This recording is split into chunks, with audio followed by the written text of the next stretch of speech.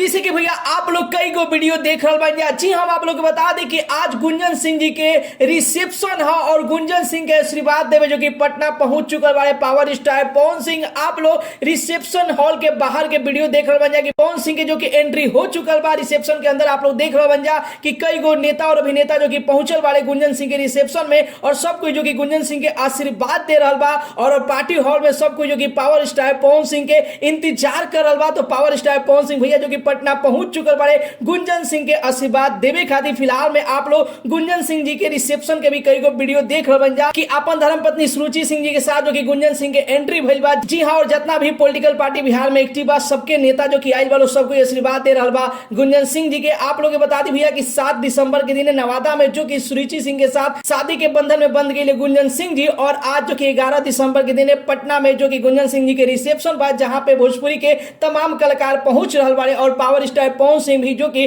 पटना पहुंच चुकल बारे। बहुत जल्द गुंजन सिंह जी के रिसेप्शन हॉल में पावर स्टार पवन सिंह के एंट्री होके जा रहा बा। फिलहाल में आप लोग ये वीडियो कैसा लागल और अभी तक आप लोग गुंजन सिंह और सुरुचि सिंह के ढेर सारी बधाई और आशीर्वाद नहीं जा दे तो आप लोग कमेंट बॉक्स में दे सकते हैं।